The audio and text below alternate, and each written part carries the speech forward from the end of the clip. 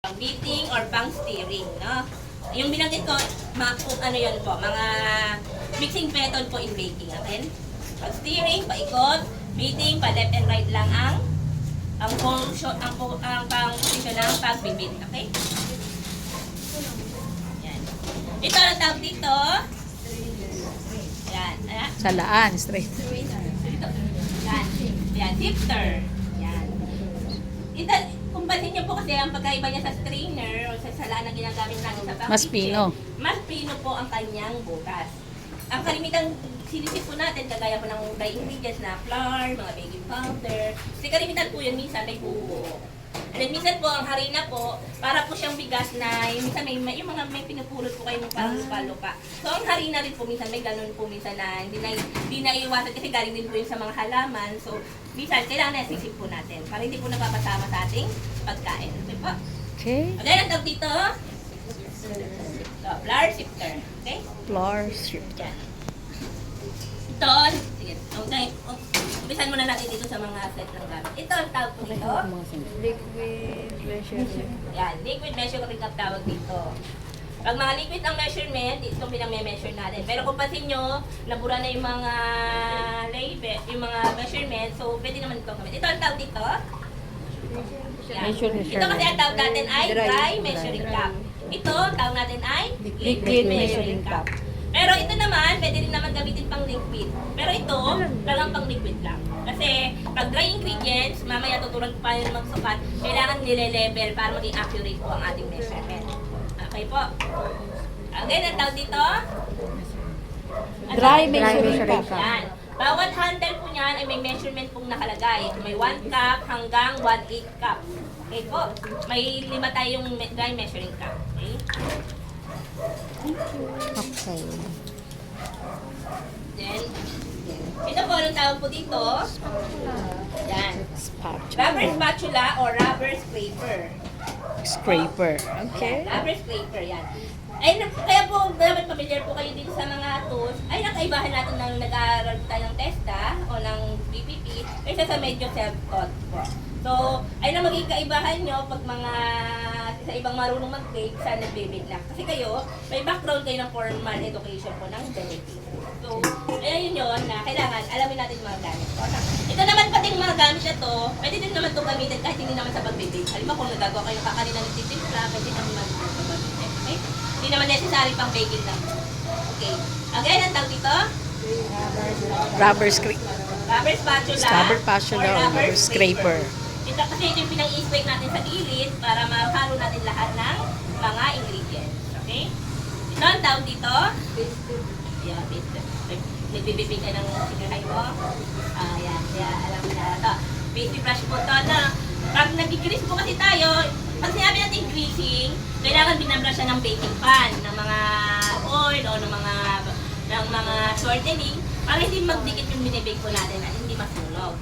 So natin i-explore po yan po, no? Again, ang tawag po dito? Yan, pasty brush. Pastry press. Ito, anong tawag po dito? Measuring spoon. Yan, measuring spoon. Pag mga small amount lang po ang mini-measure natin, usually 1 tablespoon, 1 teaspoon, ito ang ginagamit natin pang sukat. Bawat handle po niyan, may measurement po nakalagay. Ito po, mga 6 pieces po to hanggang mga 1/8 teaspoon po ang measurement po nito. Okay po. Again, ang tawag dito? Measuring spoon. Anong pinang-measure natin dito? Sa Dry. ginagamit? Small. Mga small amount lang. Small amount. I-measure, okay? Kahit vanilla, kung pag nalagay 1 teaspoon, ito ang ginagamit natin. Small amount. 1/2 teaspoon, ito ang ginagamit natin. In baking po kasi, importante po ang exactong measurement. Hindi pwede dito yung kagaya ng sa luto na pag Tansya-tansya. ka, ma-adjust mo pag medyo may dilema o medyo hindi ayos. Ang baking po kasi, once na mayroon ka lang nalimutang ingredients o sobrahan ka, magkulang ka, makaka-apekto sa product mo. Maring, nagawa ka, pero at the end of the, hindi mo nagawa yung pinaka-outcome na gusto mo. So, kaya halaga ang pagsusukat. Okay? Ito, tawag dito. Yan. Ito, ang tawag dito sa dalawang to. Tawag. Yan. Ito ang tawag ay dough cutter. Pag nagano ka yung dough, kasi Kaya yung mga ano, hanggat maaari may gamitin. Pero bisa di ba, kamay na lang, ginagamit ng panadero. Pero kung may mga gamit naman po, gagamit tayo ng hinahati ang mga dough. Kasi ito, wala itong talas kung walang ano, hanggang doon lang pinakang kaya nito piwain at cheese. Pero yung mga hindi doon natin mapagagapakiwan ng mga vegetable, for doon lang po talaga siya. Okay po? Okay po. Ito ang tawag dito. Tawag dito ay cake foam. Cake comb. Ah, okay. Halimbawa, kung nakakita po kayo ng cake na ang design ay linya-linya, ito po ang ginagamit po natin. Kasi technique po yan, pag halimbawa sa cake, hindi ka masyado marunong magpakinis ng cake, sa mga further natin, di-discuss natin yon. Pag hindi kayo pamilya sa pagpapakinis ng cake, ito ang binang solusyon, no? Kasi part of the design na, mapapadali pa ang pag-design mo. Okay? Pero depende yan sa iyo, kung gusto Okay. mong makinis, ay dikta nila yung papakinis. Pag hindi ka matyaga at nagmamadali ka, pwedeng padaanan mo lang nito, may design na, maayos pa yung cake mo. Okay? Ulit, ang tawag ko dito, Comb. Cake comb. ito ang tawag dito, Dough cut. Dough cutter. dough cutter. Itong Dough. dough cutter na to, merong plastic, merong wood, merong stainless. Okay? Ito kasi kalimitan, ito na yung nabibili sa Shopee na isang set na po siya. Sorry. Anong tawag dito? Sulya. Ang tawag. Sulya. Yan. Since nasa culinary world tayo, nasa baking world tayo, ang tawag natin dito ay utility bowl.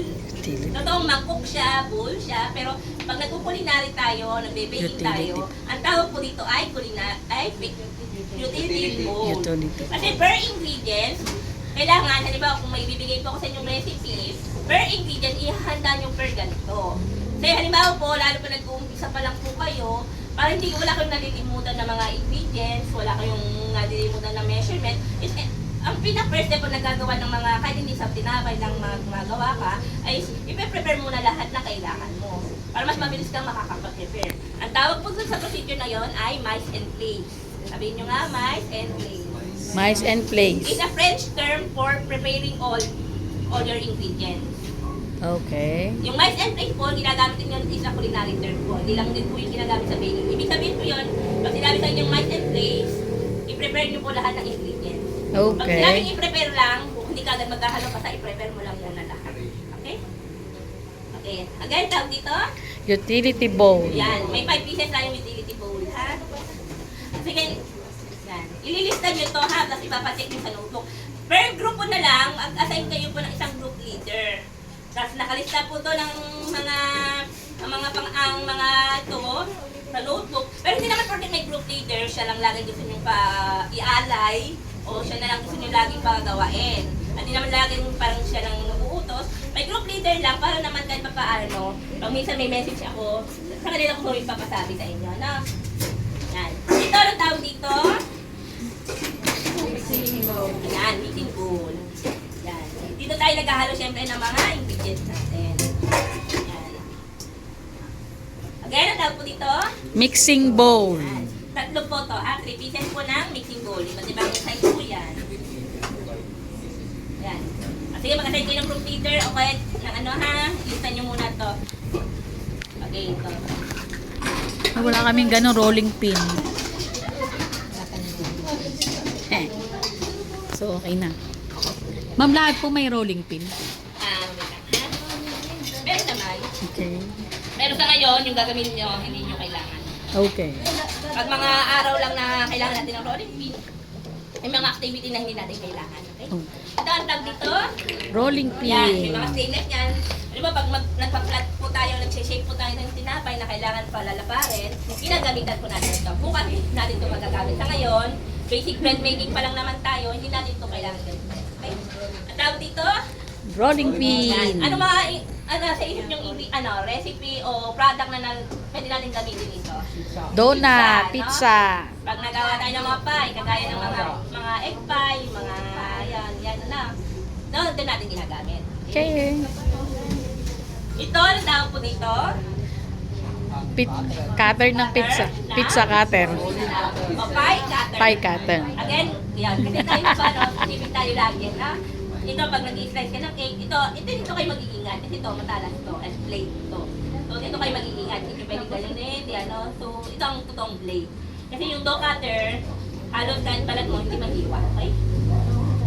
Yan. Okay, then, ito ang tawag po dito.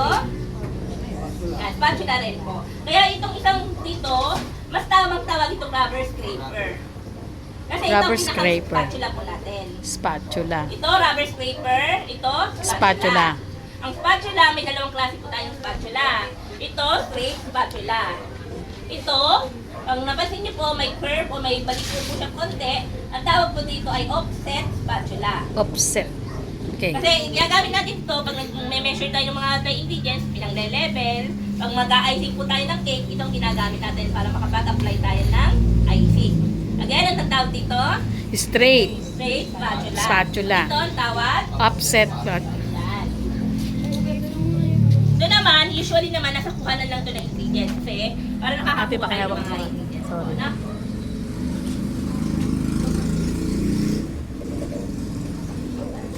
Ito ang tawag dito. Yan, digital weighing scale. Ito.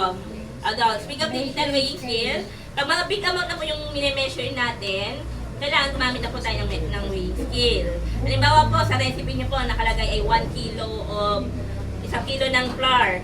Ang 1 kilo of flour ay merong mga 4 cups o mga 8 cups. Depende sa klase ng flour.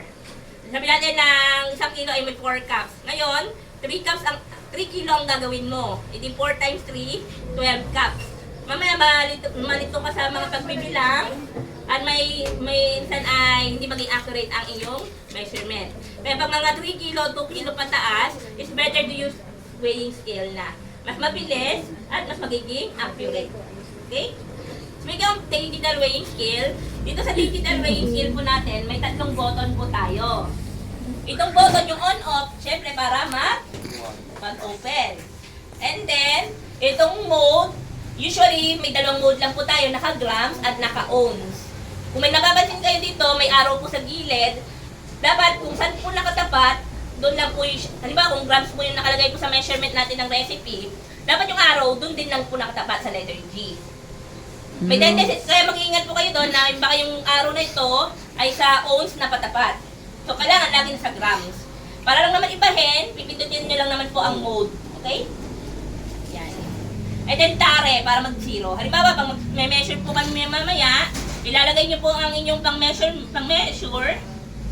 isi-zero nyo po muna bago kayo maglagay.